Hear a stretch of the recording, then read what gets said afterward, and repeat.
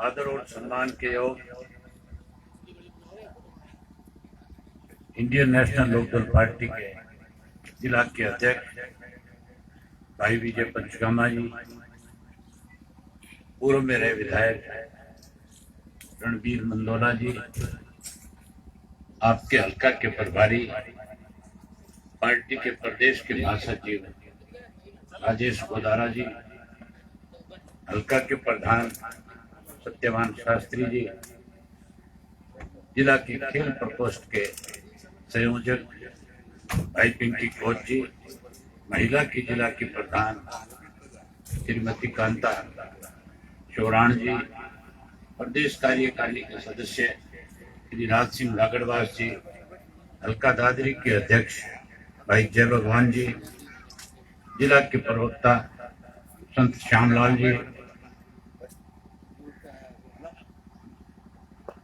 Party के वरिष्ठ साथी एडवोकेट दरियाव सिंह जी, जिला के उप प्रधान वजीर मंदोला जी, मंच का संचालन कर रहे आर्य उदयम सिंह जी, श्रीमती इंदुबाला फोगाट जी, श्रीमती निर्मला देवी जी, पूर्व में रहे एसपीएससी के मेंबर महेंद्र शास्त्री जी, मंच पे मेरे साथ बैठे हुए पार्टी के हल्का के जिला के प्रदेश स्तर के सभी नेतागण, आज के इस बारडा हल्का के कार्यकर्ता के सम्मेलन में आए हुए पार्टी के बहुत ही वरिष्ठ कर्मठ मेहनतकश कार्यकर्ता साथियों, माताओं बहनों, पत्रकार छायाकार दोस्तों, मेरे से पहले जितने साथी वक्ता थे, बोलने वाले थे, उन सब ने आपके बीच में आज प्रदेश में किस किस्म के हालात हैं, भारतीय जनता पार्टी की सरकार बनने के बाद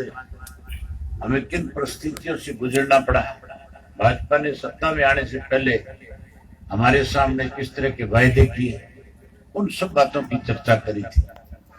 अगर मैं उन बातों को दोहराऊंगा तो बहुत लंबा समय लग जाएगा। आज की मीटिंग का मकसद केवल एक है कि पार्टी के संगठन का विस्तार किया जाए।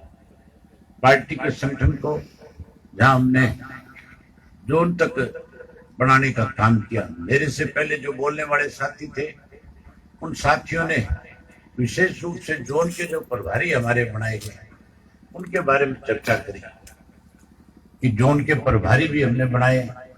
साथियों, अगर राष्ट्रीय स्तर पे किसी पार्टी का एक प्रधान हो सकता है, अगर प्रदेश के स्तर पे कोई प्रधान का पद हो सकता है, अगर जिले में प्रधान बनाया जा सकता है, हल्के का प्रधान बनाया जा सकता है, तो फिर गांव का प्रधान भी पार्टी का होना चाहिए।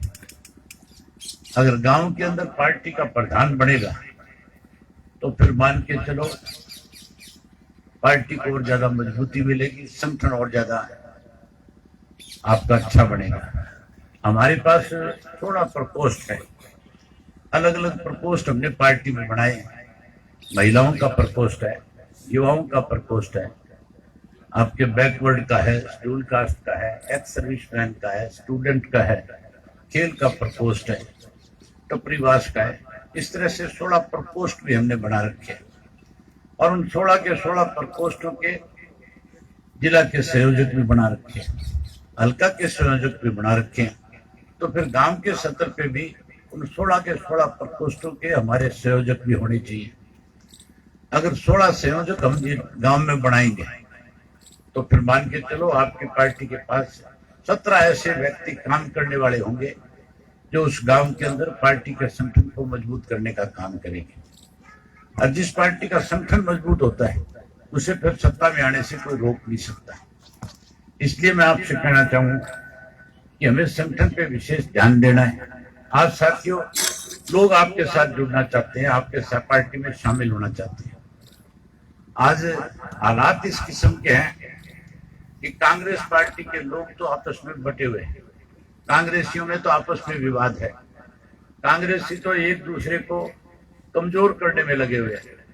भूपेंद्र सिंह हुड्डा कहता है कि मैं ज्यादा ताकतवर हूं, शैलजा कहती है कि पार्टी में मेरी बड़ी ताकत है, सुरजेवाला कहते हैं उससे ज्यादा बड़ी ताकत रखने वाला हूं। तो साथियों, जिस पार्टी के अंदर इस बात को लेकर के विवाद होगा, मान करके चलो, लोगों का विश्वास कहीं ना कहीं उस पार्टी से उठ जाएगा।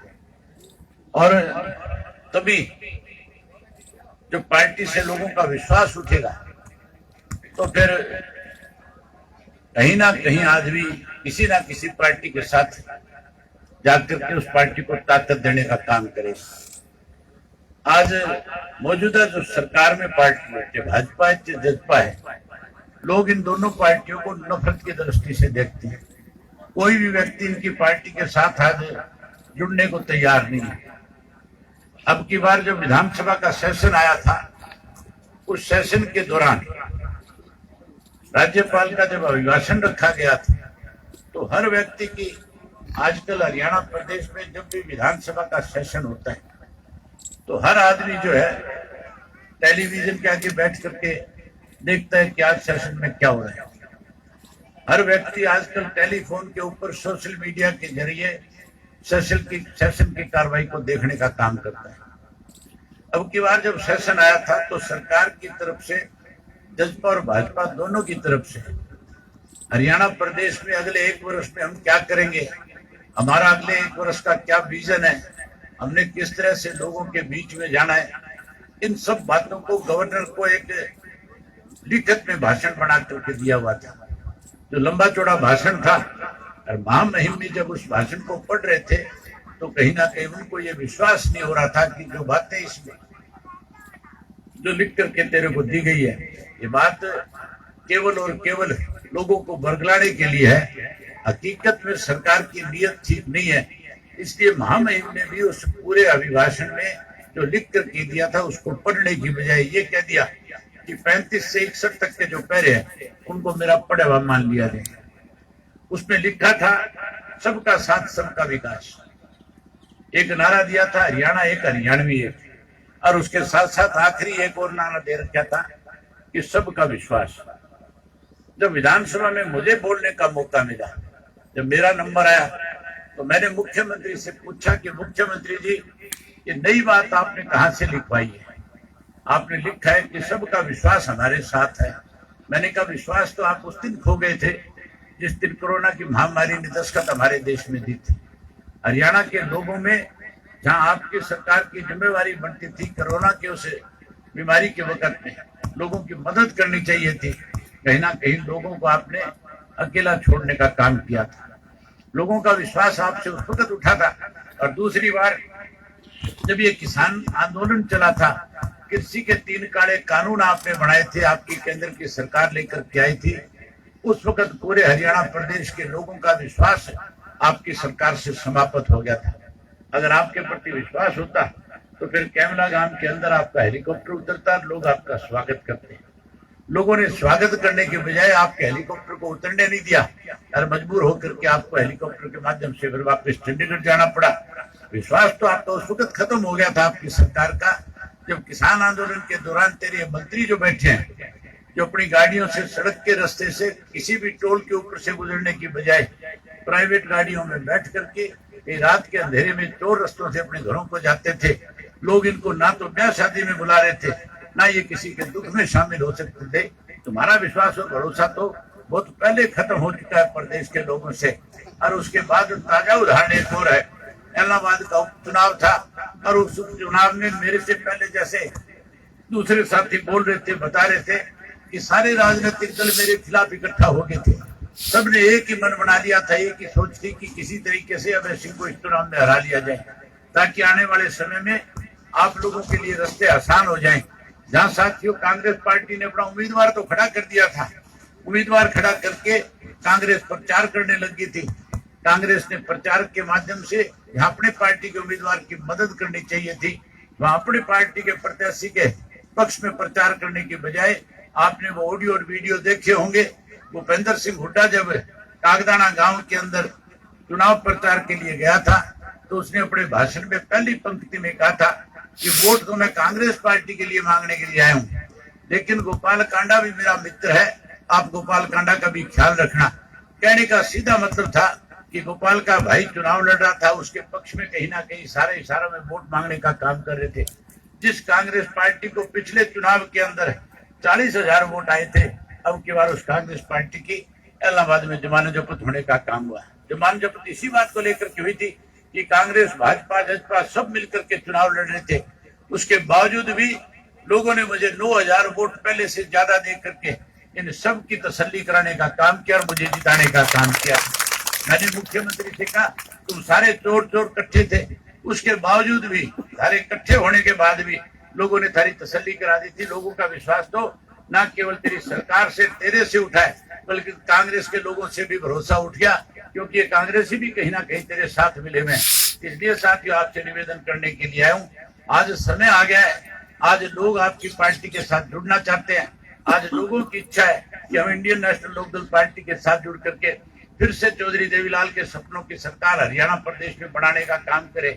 मैं जब अपना भाषण दे रहा था, जब मैं वहां पे बोल रहा था, मैंने कहा था कि जो लोग चौधरी देवीलाल के नाम पे कहीं झूठ बोल करके वोट बटोर करके ये कह करके कि हम अगर सत्ता में आएंगे तो पहली बात तो भाजपा के साथ जाएंगे नहीं, लेकिन अगर सत्ता में आए तो 5100 रुपये बुढ़ापा पेंशन करने का काम करेंगे, बुजुर्ग का मान सम्मान बढ़ाने का काम करेंगे। उसके अंदर लिखा हुआ था कि हम बुजुर्गों का मान सम्मान बढ़ाएंगे। मैंने उनसे पूछा कि मुख्यमंत्री जी तेरे साथी जो है ये कह रहे थे कि 5100 रुपये पेंशन करेंगे, लेकिन आज 5100 होने की बजाय बुजुर्गों की पेंशन ये कह करके काटी जा रही है कि जिसकी इनकम 2 लाख रुपए से ज्यादा होगी उसको पेंशन नहीं मिलेगी। आज उनको नोटिस भेजे जा रहे हैं, आज उनसे पैसे की वसूली करने के लिए तेरी सरकार से नोटिस जा रहे हैं।